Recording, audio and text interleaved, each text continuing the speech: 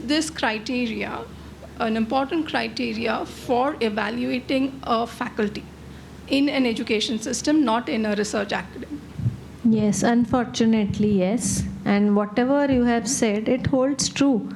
But the system is so, that is, these are the parameters set by the UGC has given these guidelines, which have to be followed for teacher promotion, unfortunately, in the undergraduate system.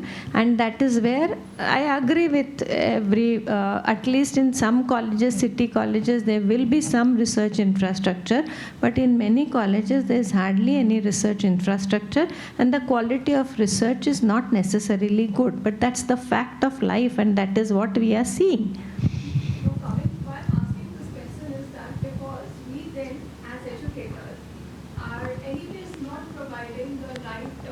Research kind of framework or idea towards our students. So when we are compromising, then we are already not giving our students the right kind of a training for what is research and what you should not compromise on. Therefore, the collaborative work will help. Therefore, with these kind of workshops, collaboration with research, neighboring research institutions, that is what you can do within the ecosystem. That's it. Finally, all of us have to agree that we are not able to change everything overnight, nor these government policies are going to change. So within this framework, what we should do constructively, what we can do, take small steps, baby steps, but do it at your level. So what can be done is this kind of collaboration. She is saying someone comes to her regularly. At least those students are getting that much exposure to a research institution, to research infrastructure. Maybe they are getting to use some of it or something like that. We have collaborations with some research institutions, and therefore our students get that exposure. Our teachers get that exposure. We try and train our teachers. So at least not everyone will be trained, but at least 10% you would say will get trained. And that is how you go ahead. At least instead of going this way, you are trying to go upward and try. Once that small group is there, it's like a crystallization thing. You are providing the seed, others, 10 others come in. That's how we have started addressing this within our own within the limitations, what best you can do. Teresa, I just want to point out something which might be of help. This is particularly problematic in biology research. I don't know about other fields, so I can't see, but the modern kind of biology requires pots of equipment which is maintained and money, so it's not just human. And then, of course, the student or faculty who engages has to also be of the right mindset. But keep in mind micro-publications. One figure, high quality. This may also work for promotions and other things, I don't know. But that's an avenue. Increasingly, I see the people whom I know in primarily undergraduate colleges in the US and in Europe are publishing over there, in Australia. So that's something, it's one figure. So then you can at least aim for one high quality figure in a 2.5-year period, right? Which is like got maybe some 5-6 panels. Something for you. Okay, so let's go to the last question. Sorry, in the interest of time, we'll have to restrict. Maybe second last question. So yeah. So I'm Ahmed Ali from Department of Life Sciences, University of Mumbai. Teaching since last 15-17 years. I have been part of college also. So continuing with her concern, I read an article 3-4 years back where the author was very critical. Why we are mixing the things. He said that there should be 3 categories of the institutions. One fully dedicated to research. Another, the university system where the research will be done and some academia will be, some teaching will be done. And there will be a college system where only teaching will be done. Now, I was also part of college. So there is a criteria for API format where I have to do research along with all the being committee members and so many things. Now, if you read the NAC and NIR criteria, they ask for this grievance committee and so hundreds of committee and extracurricular activities. With those kind of workload and infrastructure, I would like to know the opinion of, because I have been also thinking about why can we have like dedicated research institutes? Can we have dedicated teaching systems? And so, can I just say my perspective? I mean, my perspective is, of course, sitting in a tier 1 research institution. I think all education, it doesn't matter if it is social sciences or sciences, should allow a student to develop critical thinking. My own personal view is that science is the simplest, easiest, least stressful, and maybe the cleanest way to develop critical thinking, where you don't have, I think like this about this, and these are the social issues we have not taken into consideration. Much harder in the social sciences to do that cleanly. It's much easier in sciences. So I believe that science is a good tool to develop critical thinking. And for many, many people, as I see, doing experiments actually teaches them to be critical thinkers. Now one would make an argument that just doing lab practicals should be enough. Because if you do it properly, it should be enough. I remember clearly in my master's, we were not allowed to fudge anything, and we had to analyze everybody's data and present and discuss and say why the experiments turned out the way they did. And but I know that that was an unusual situation. Let's just put it like that. For most people, it isn't that. It is like senior se leke likho and then take it on. In fact, today when I was coming here, one faculty member in TIFR talked about his experience in his master's where they just copied the data from the senior student. So clearly there are lacunae there, which are what I call cultural issues or ethics, issues of ethics. So I think it's less an issue of segregating into classes of institutions rather than to recognize what the place of science education and experimentation is to the development of an individual as a thinking human in a modern society. My answer to all of this is a very simple one. I said, you don't have to be a scientist. You don't even have to enjoy science or read what is the latest thing with any intelligence. But all of you have to make decisions on your financial lives. All of you have to make decisions on your health care. At least know when you're being taken up, when you're being scammed, when you know that the data don't hold up, or at least recognize where you should go into. This is the value, I think, of critical thinking, that you have a better life, not that you become a scientist. That's my personal view, but I feel very passionately.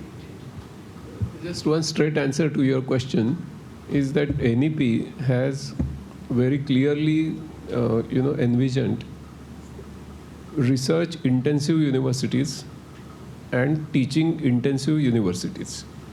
Okay, what Apurva was asking is that NEP has also mentioned that the teaching-intensive universities means what? The colleges. Okay, the colleges will eventually become degree awarding authorities. This is what NEP, I'm quoting verbatim. So your problem has been addressed in NEP very clearly.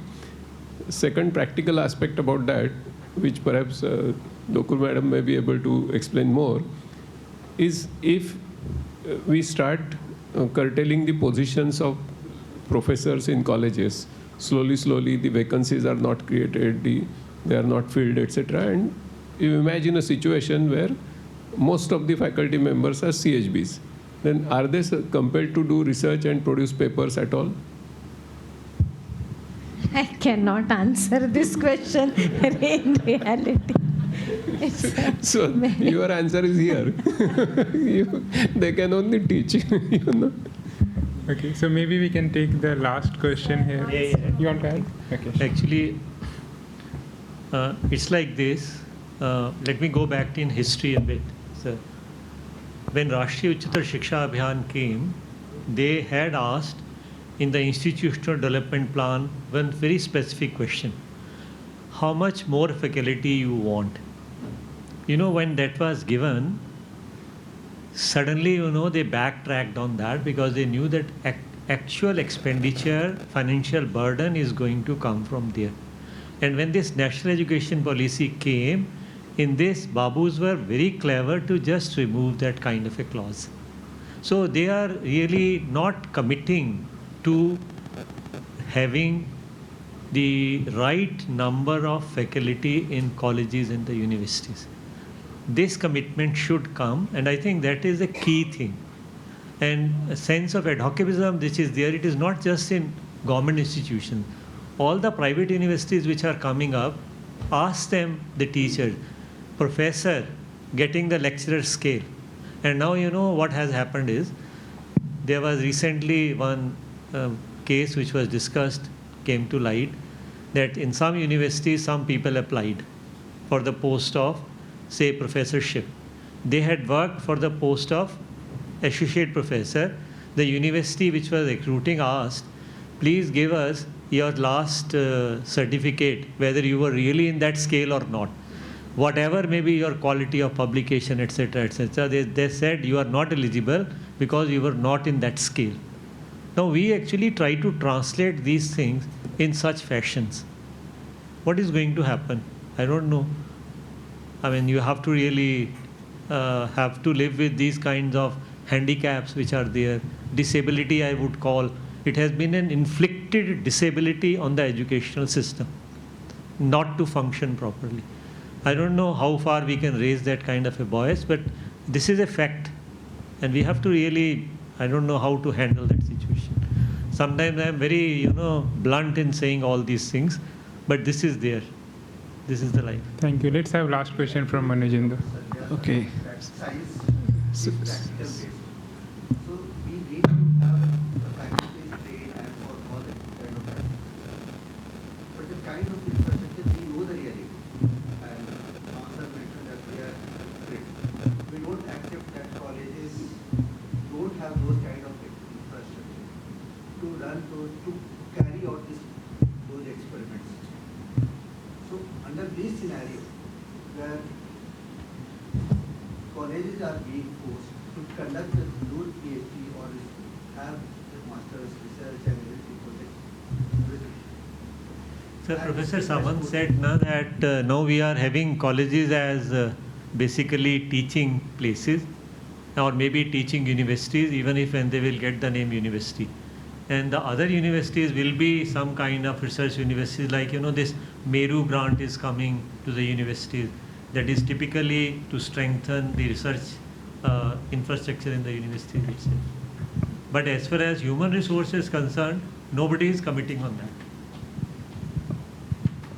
that. Okay, so But I think we should also reimagine these kinds of projects. There is no necessity that all of them should include expensive molecular biology and stuff like that. In fact, I would look to all of you to do much more creative experiments. Perhaps you can look at other kinds of things where you can go out into nature, sampling things in your environment, which might actually teach the core skill which is necessary, which is critical thinking, independent of what I call is domain-specific expertise. You studied some cell biology in your textbook, now you want to look at a mitochondria under a microscope. Yeah, nice, but really, is that what is the purpose of science education? Unless you're doing research, is that really necessary? I don't have answers, but here is one way to sort of walk around the problems that one has with infrastructure. So thank you. Thanks to all the panelists. We'll close here our panel discussion. At the end of the day, it was really great to hear all the insights. So this is end of our first day. I would like to first of all invite all our panelists and all the participants to dinner, which is starting at 7 at the same place where we had lunch.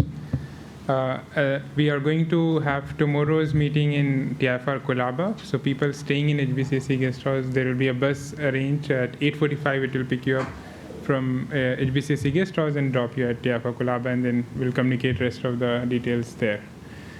So we are expecting to start tomorrow at I think around 9:45 is our session is starting, and we'll have a day where we'll have a lot more discussions of this kind, but in smaller groups, to see if we can do a further synthesis.